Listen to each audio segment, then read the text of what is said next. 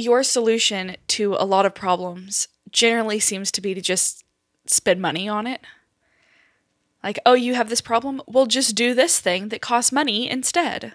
Ding dong. And I see that a lot. We've talked about it around, like, natural disasters.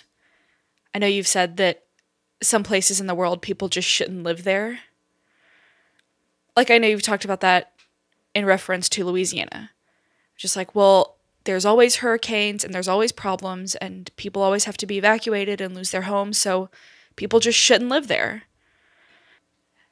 And of course, you know that, like, that's not really an option for most people. I feel like my views are being grossly misrepresented. They are totally not. That is a thing that I have heard you say so many times. But I also know that you do, like, when you think about it, you have an understanding that so many people don't have the option to just move. Okay, let me give my real opinion on that. First of all, with any kind of natural disaster, your socioeconomic class greatly affects the lens through which it's viewed by you, as well as the actions you're able to take before, during, and after. Definitely. So, we here in Nacogdoches, we had a lot of refugees from Katrina come to Nacogdoches. People that were mostly from New Orleans, that were evacuated by, I think, mostly like government or humanitarian buses, and just kind of taken all over Texas, and I'm sure there were other states too. I'm sure northern Louisiana got plenty of them as well. So once a disaster is coming, people that are able to will often leave, especially if it's going to be pretty bad. Like, oftentimes here in Nacogdoches, if there's a hurricane coming, we will get some winds and we will get some rain and things like that. You might even lose power, but it's not really dangerous necessarily to be here. Whereas, obviously, if you lived in Houston during Harvey, it is dangerous to be there. So a lot of people that had the means to were able to leave, and that's good. In most situations, I wish everyone could leave, but I am extremely understanding of people that are not able to, which is many people. I mean, you could possibly most people, because the people that leave generally have a lot more assurances of their life, so they are assured that their house either will be fine, or if it's not fine, then insurance will cover it. They are more assured that if their stuff is stolen or looted, that they would once again be covered under some sort of insurance. They are not as afraid of losing their jobs, because it's very possible their place of employment is actually closed. If you work for a bank, the bank is probably going to close. And so that's, whereas if you're much lower income and you work for a restaurant, then that restaurant is much less likely to close. A great example of that actually is Waffle House. Waffle House is somewhat famous for being like a predictor of how bad a storm will be, because they really don't want to close. And so that whenever Waffle Houses start closing before a storm, it is really supposed to be a bad one. That's so interesting. I've never heard that. Is that like a scientific thing, or just kind of like a culturally known signifier? I have seen some articles about it. I don't know how deep the science goes on it, but it is well known that is one of many indicators about at least how bad people are suspecting the storm will be. Yeah, that's interesting. I've never lived in a city with a Waffle House, so... Nacogdoches used to have one. It had one for a couple years, but not very long. That counts? Anyways. I mean... So, back to the topic. So, I'm very compassionate of people that are not able to leave when the storm happens. And there's a huge class divide there, because lots of people, kind of without thinking, would just say, well, why doesn't everyone just leave? Just leave your home. And it's like, well, lots of people have to work. Their jobs are not as understanding, or their physical possessions are not as secure. Maybe they don't have insurance, or they don't have transportation, or they're very sick, or they have relatives in a hospital that they don't want to leave them. Yeah. There's a million, maybe not good reasons, but real reasons to stay in a city that is going to have a natural disaster. Yeah. So what I have said specifically about New Orleans is that as oceans keep rising and as the weather gets worse and worse, which it has been for my entire life. As the climate keeps changing. Yes. At some point, there need to be, in my opinion, bailouts of certain cities. I don't know the economics of this, and I don't know if this has already been proposed anywhere or things like that, but it seems to me that at some point, we need to just say, okay, you know what? This city is a loss. Everything in the city is not worth rebuilding over and over and over again, or it's not worth putting the money into building a levee system or, whatever else. Whatever it is, like this whole area needs to be counted as a loss. And in that case, there should be some sort of intervention to pay out people that live there and either pay to move them somewhere else or something, because we need to say, okay, this area is no longer viable and we need to stop building buildings there and it should be closed. Now that's an extremely unpopular opinion. Yeah. From everyone. Libertarians would hate that. Lots of people would hate it. I hate it. Yeah. I don't even know if that would solve anything. Like I could be totally wrong about this. This is just my crackpot idea. But it seems like at some point it's not worth it to keep rebuilding certain cities. New Orleans is a good example because most of it is actually under sea level now. At some point, it seems like hubris to me to continue rebuilding there. And that's very difficult with a city like that because there is so much history and there's so much legacy, as well as the human factor, which is that people live there and it's their home. Yeah, no one wants to be told that they have to leave their home. I mean, even whenever there are oftentimes toxic spills, and they say, okay, this oil and gas company has ruined this entire area, and they need to pay a fair market price, and they need to have everyone move out. Even when things like that happen, there's always a few homesteaders who are very upset and who will not leave and have to be more or less removed by law enforcement. Yeah.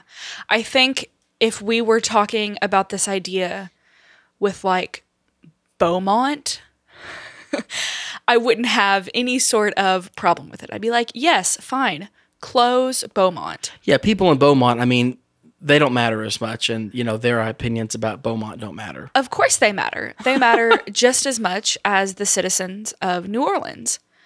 Beaumont as a city does not have as much rich culture and history to offer the rest of the country as New Orleans does. And so I think part of why it's so cringy and sounds like such an awful theory is that New Orleans is a very culturally rich city.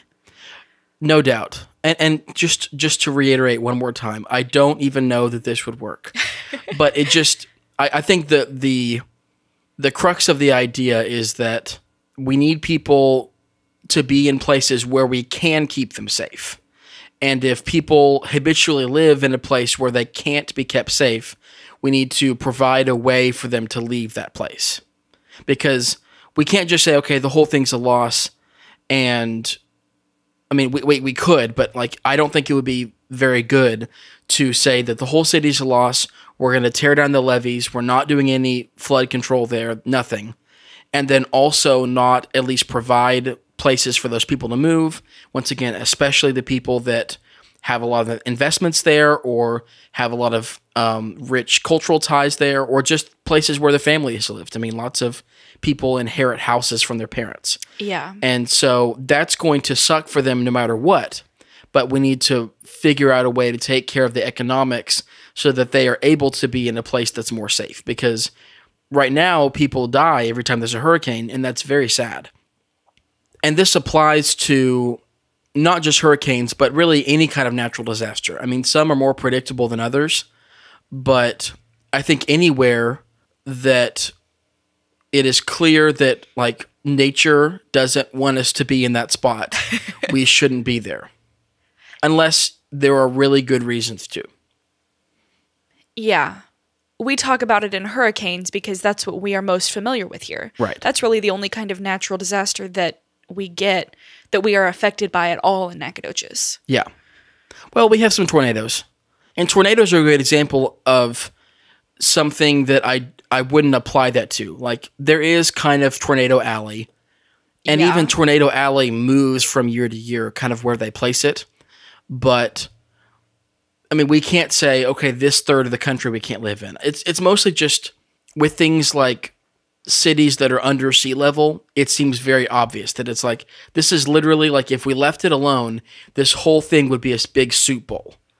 That seems obvious that continuing to be in that spot just seems misguided. Yeah, but I mean, with tornadoes, hasn't Moore, Oklahoma, like the whole city been destroyed by tornadoes like 4 times? I don't know about Moore specifically. I mean, they had a bad tornado a few years back, but I don't know of a history. I mean, I don't know of any particular town in Oklahoma or Kansas or anywhere like that that actually has very bad tornadoes over and over and over again. Yeah. Maybe they do and I'm just not aware of it. I remember that most recent tornado in Moore, and then I heard someone mention that that was like the 3rd or 4th tornado that they'd been hit by in some relatively short amount of time. I remember that as well. I just don't know whether or not that there is actually much of a history of tornadoes there. So, for instance, there was a really bad tornado some years ago, maybe a decade ago, in Joplin. I think it happened while I was in high school. And it leveled the whole town, killed people. It was very sad. But to my knowledge, there isn't like a history of Joplin always being destroyed by a tornado. I don't know what the level is that I would declare, we're speaking of Emperor, all-powerful Emperor Nate. I don't know how many times a place needs to be destroyed before I put it on the do not build list, on the naughty list. But it would need to be a substantial amount, I think. And maybe even calling New Orleans is too early because there haven't been that many horrible tornadoes in New Orleans.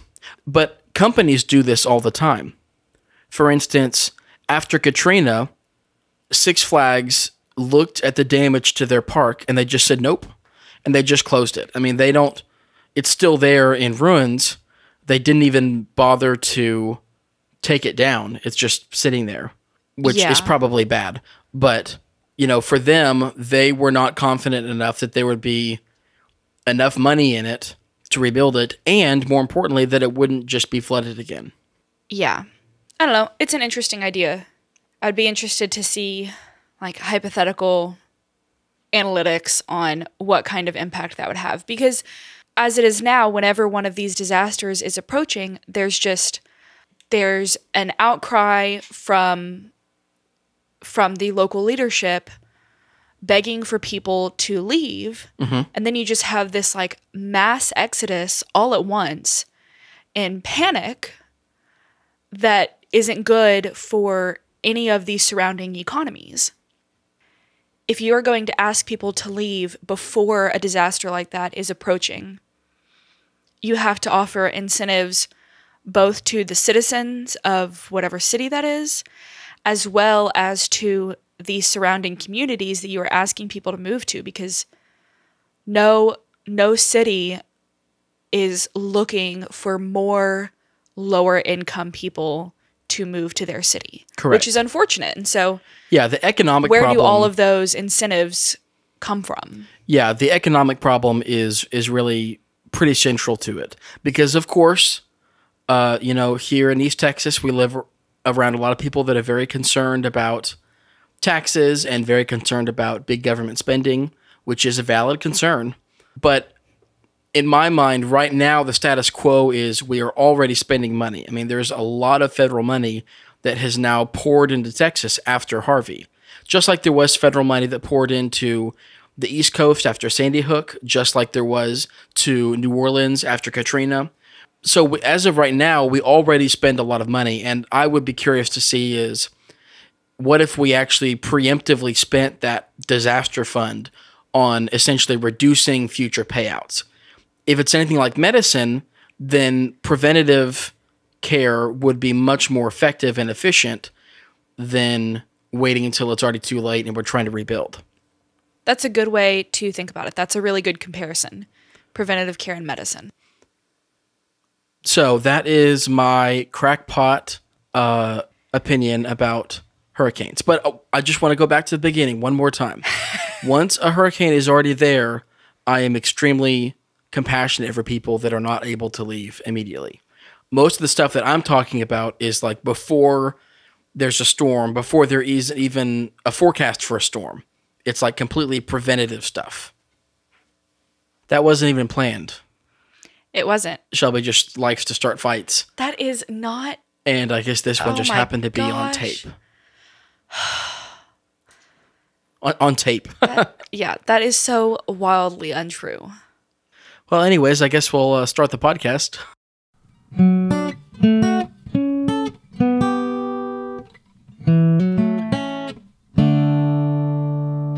Hold on, I guess I need to pick another fight first.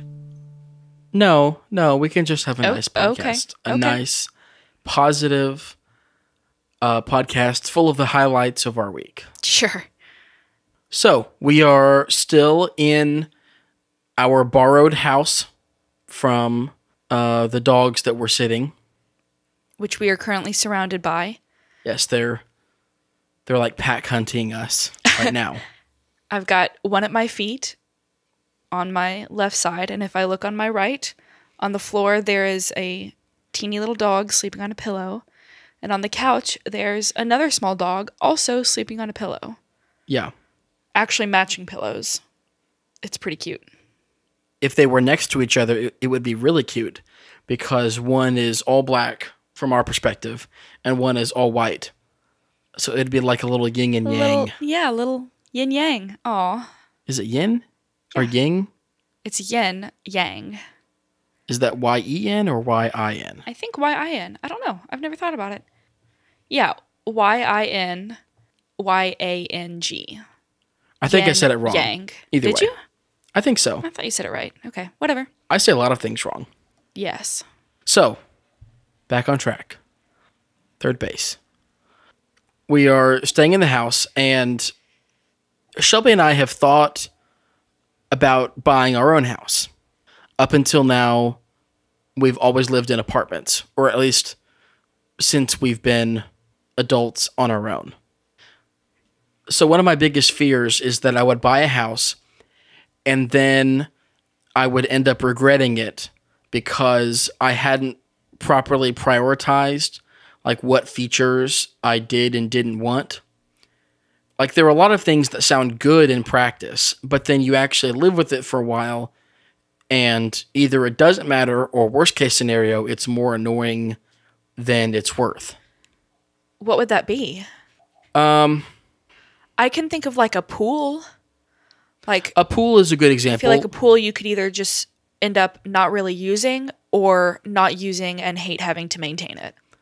Yeah, or not maintaining it and then having it be ruined. Yeah.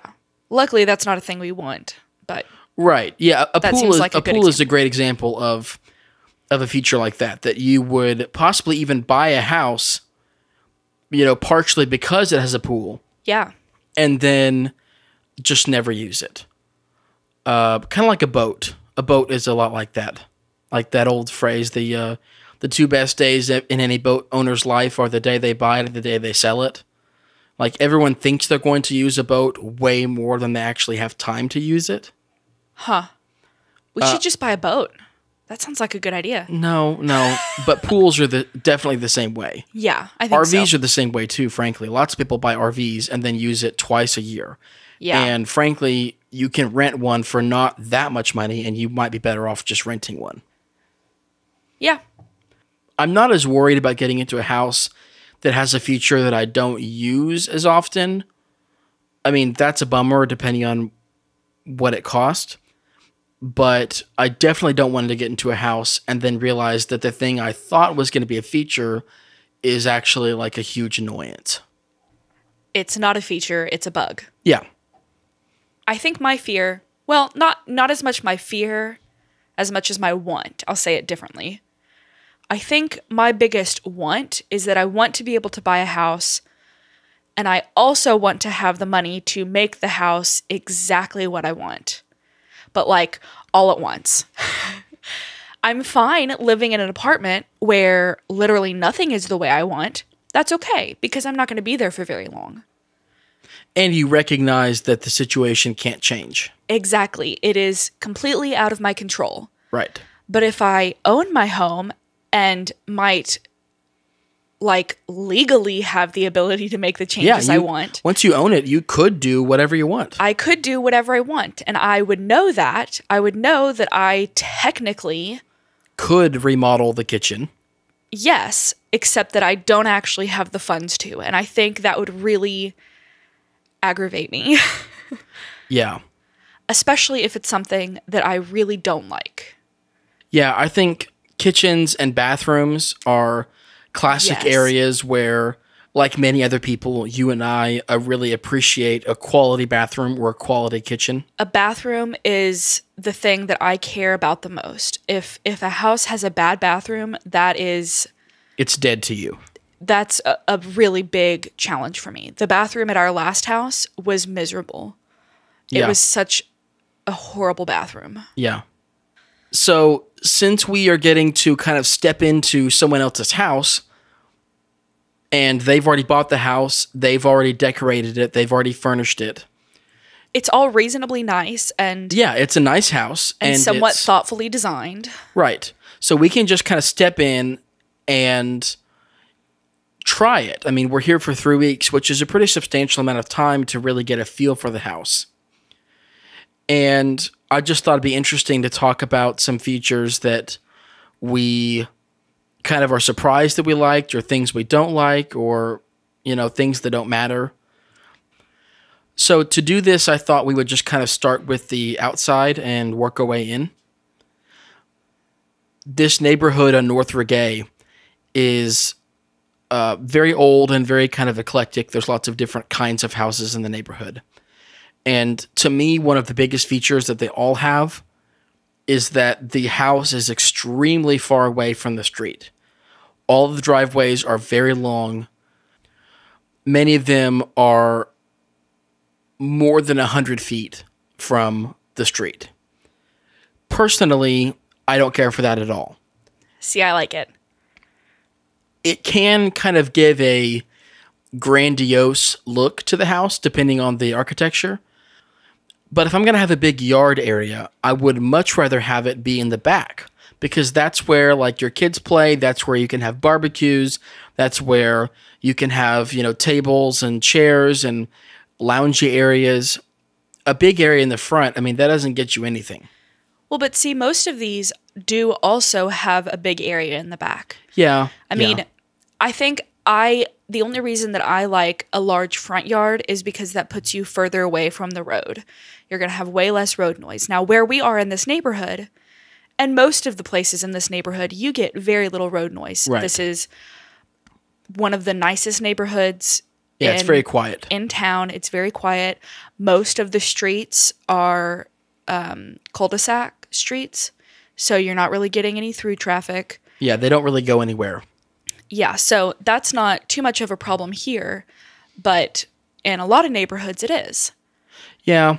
And in most of these, they do have really large backyards. These are all on pretty spacious very plots spacious. Of land. Yeah, I mean, most other places in Nacogdoches would fit at least 2, if not 3 houses on the same plots that these are on. Yeah, especially considering that we are still like in the heart of town. Right. It's not like we're out, I was about to say out in the suburbs, but we're not a large enough city to have suburbs, but it's not like we are outside city limits or getting out towards the country or anything like that. Yeah. In fact, I've been to some new housing subdivisions outside of town that actually have much smaller lots than what we have here, which is very strange because Definitely. You would think that when you move out of town, you would want more space, but it's not always true. Well, once you get into the organized like subdivisions with a homeowners association. Yeah, with like a sign out front, like a name. Yeah, and like regulations on the houses, all of those plots are much closer together, very small driveways. The backyards are usually spacious, but they're right up on the street, and I don't care for those. I'm not a suburb kind of person. I'd either rather be in the city or in the country, but I don't really like the in-between. Yeah, I think my issue with the front yard is that it just takes forever to like get to the house. Like that sounds so silly, but even Yes, just in the it does. truck, I mean, like you drive and you drive and you drive just to go from like the street to like the back door. It's crazy. That's ridiculous. There are definitely problems with it. I would say that they all are focused on maintenance. Yeah, a lot of mowing. A lot of mowing and kind of complicated mowing. If you're going to have a big front yard, that means you have to have some landscaping. And it's not just shrubs around the houses. You've got to have like... You need to have trees and bushes and flower beds and lots of stuff. Some ground cover and... At least if you want it to look good. Yeah, and a sidewalk or a walkway or something like that. So there's more that you have to do with the front yard. Whereas with most backyards, it's just a simple mow with maybe some trees around, but you're not really dealing with a lot of shrubbery. And then there's also the maintenance of the driveway, which is not something that I would have thought of. But here at this house, most of the driveway is very good until you get to the very end. It's pretty cracked. Yeah, and then it's like someone accidentally dropped a whole semi, but like just in one spot of the driveway. Yeah, clearly either some roots have gone underneath the driveway or, I don't know, something terrible has happened, and so it's very bumpy and very messed up. Yeah. So you have a lot more maintenance with a large front yard, like what this has. Yeah.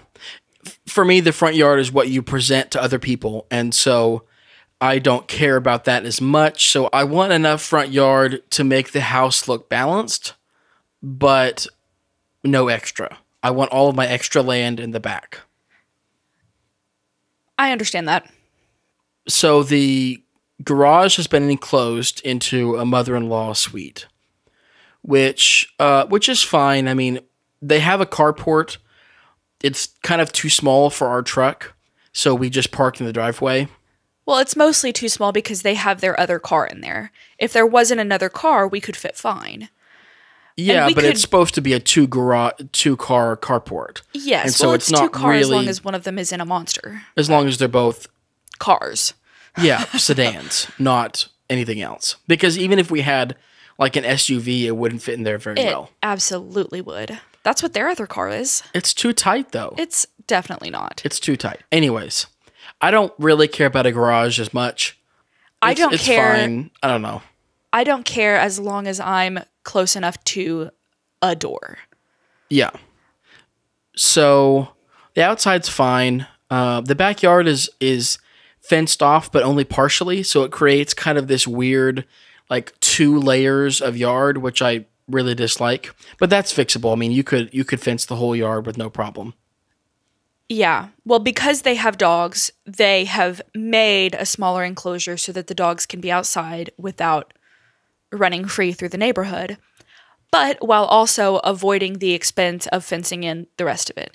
Now, I will say, I believe that all of their surrounding neighbors have a fence, which means there'd be very little that they would actually need to fence off themselves. That's what's confusing to me. All of their neighbors have big, tall privacy fences.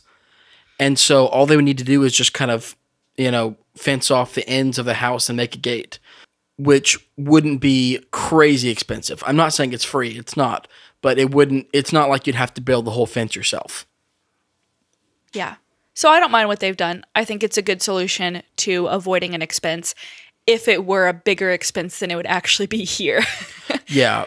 For me, I wouldn't tolerate it in the long run because it kind of creates a small yard and a big yard, and it's not easy to go between the two, and it's strange.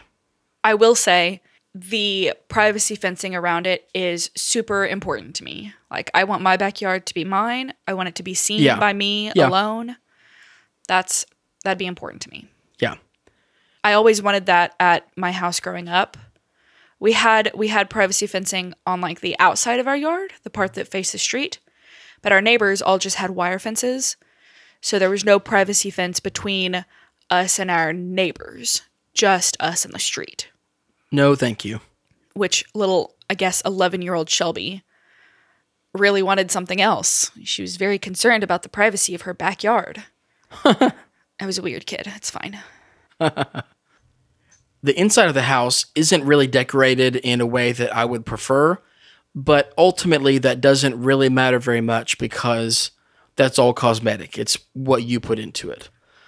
So as far as the layout goes, it's kind of weird because now that they've enclosed the garage, it's now a big U shape.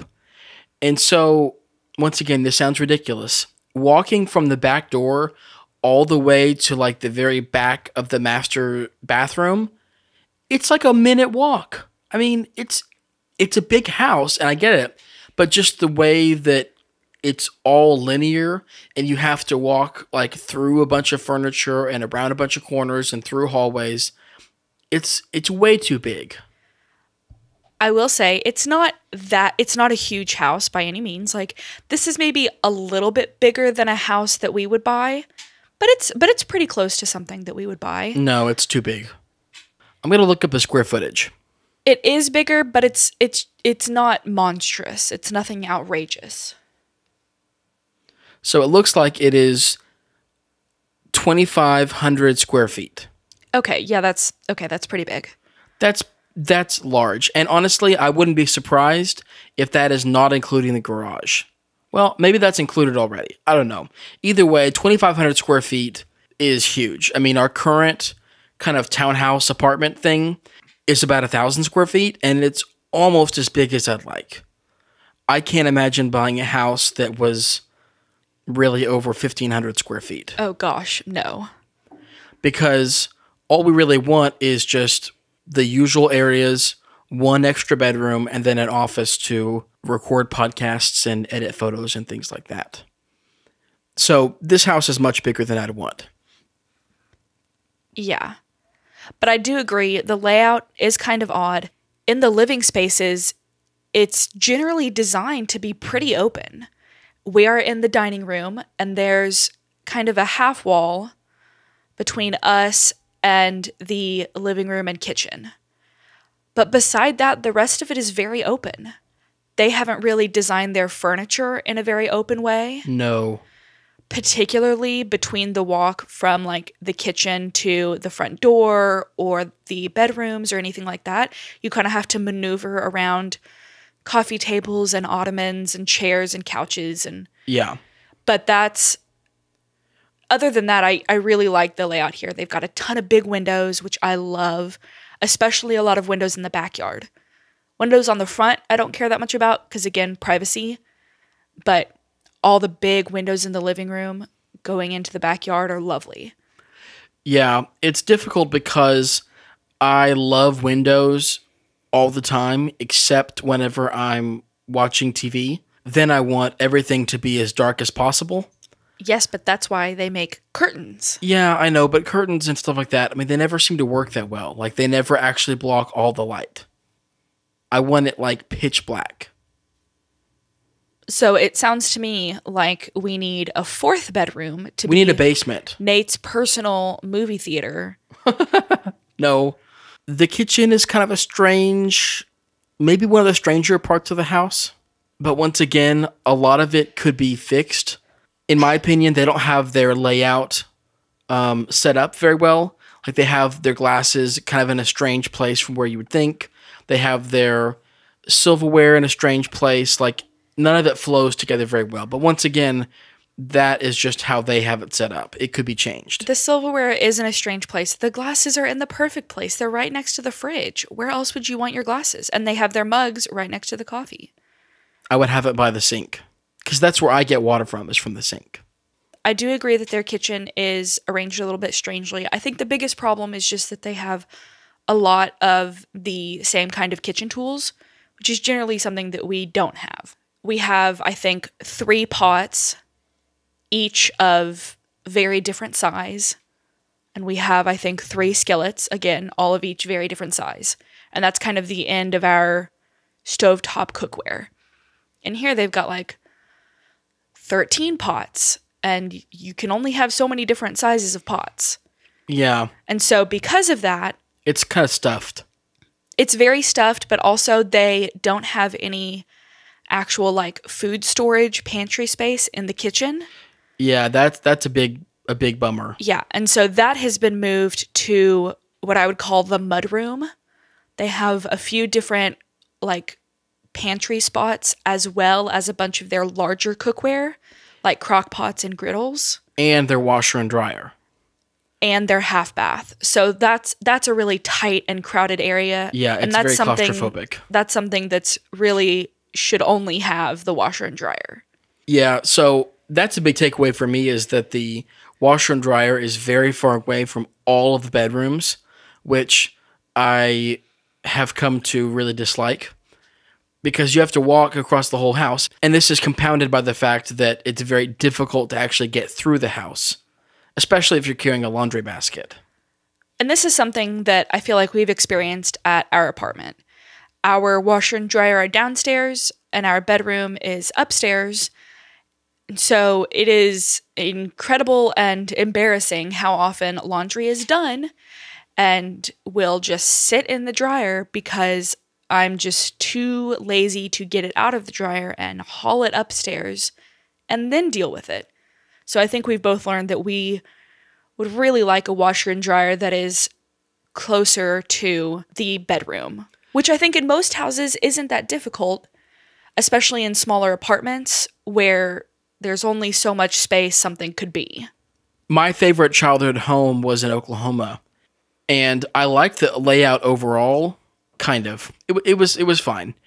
But the washer and dryer were the complete opposite side of the house. They were like this, where they were near the kitchen and the garage, and then all of the bedrooms were on the opposite side of the house. And I'm sure they do it that way just because from a cost perspective, I'm sure it's easier to have all the big plumbing go into one spot, which would be the kitchen. And that's also where you would have big electrical outlets for the fridge and things like that. So it makes sense why it's there. I just don't like it.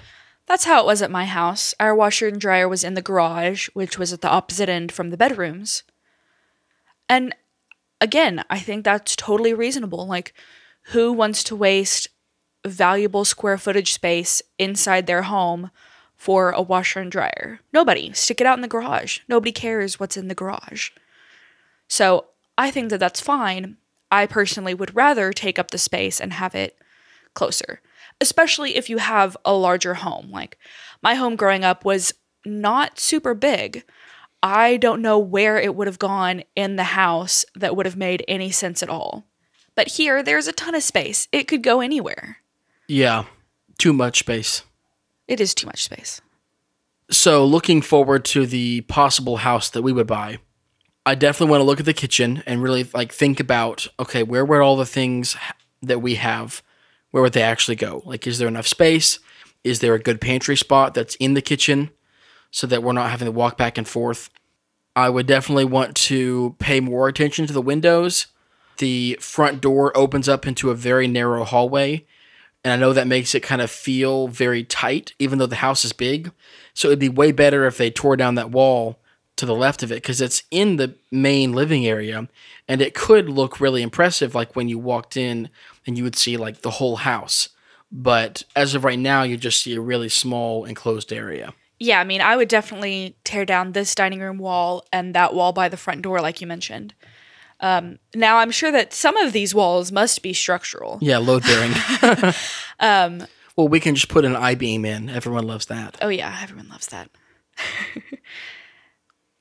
The front entryway wasn't something that I had thought about, but I mean, that makes sense. I guess that's not something that really bothers me, but mostly because we're not really using the front door at all, and I don't think that they really use the front door much. So It's just not something I think about. Yeah, obviously that is more concern if you're having people over. Yeah. Now, arguably the most important topic for me is the bathroom. Mm-hmm. I'm actually relatively happy with their bathroom. I like their shower. It's something that they've obviously remodeled at some point since they've been here. I would assume. I don't know. I don't really know how long they've lived here. Someone has remodeled it. Yes, it's been relatively recently redone. So I like their shower for the most part. Their toilets, all their toilets are ridiculous. They are super high. You feel like you are standing up, which is a problem.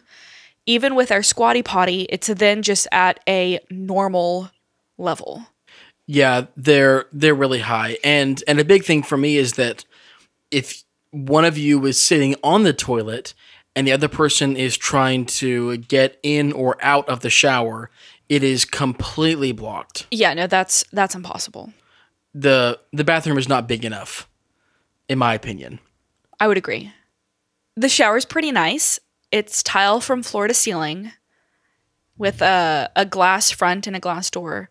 And there's one of the nice little corner little stool or seat or foot things. I always use it for my foot when I'm shaving. Yeah, a foot proper. A foot thing, yeah. I have the perfect mental image of my ideal shower. So whatever shower someone else has doesn't even really matter to me because that's going to be the first thing I change in my house. Forget painting, forget changing any nasty flooring. Bloodstains somewhere, leave it. Holes in the ceiling, leave it. I've got to remodel the shower. Vermin, Nothing else matters. rats, yeah, anything. Nothing else matters. But other than the shower, the rest of the bathroom is just very tight. I don't know about that, but... Interestingly, though, this has nothing to do with the actual house, more of just an ingenious thing that they did. If you are standing at the sink in front of the mirror, on the wall behind you, up at the top, they have a smaller mirror that is angled down so that when you're standing at the sink, hypothetically, doing one's hair, one could look in the mirror in front of you and see in the mirror behind you the back of your head. It is cool. That's so cool. What a smart idea. I never would have thought of that. But of course, if you're a man that's self-conscious about your receding hairline, it wouldn't be very good. But I don't have that problem. Nope. You have no hairline, so it's no problem. Well, I still do, and it's more noticeable when I don't shave as often as I should. Yeah. And for me, I don't remember the last time that I actually did my hair, so it doesn't matter at all. But it is cool. It is cool. That'd be a good idea for someone other than us. Yeah. Any other... I feel like we've just complained about this house the whole time. It's a very nice house. It's a beautiful house. Like Nate said, it's not really decorated to what would be our taste, but it's a very lovely home. I would super easily live in this home and love it the way it is if I were... I would make a lot of changes. I mean, like, I would move the furniture around. But I mean, like, I would move the washer and dryer. Like, I would change a lot of things. Anyways, it's a lovely home. We've really enjoyed staying here. Yeah, we like it. It's just fun to think about what things we would do someday if we maybe could buy a house. Who knows? Nobody our age can buy a house ever again, so it doesn't really matter. But yeah, just to really bring the tone down. Yeah, in heaven it'll be nice to have the perfect house when we're dead. Yeah, no kidding. All right. Anything else? Any other nitpicks about the house? Any other complaints, concerns, questions? Yes, I have a question for the podcast. No. When will this end? That's a really good question. The answer now. See you next time.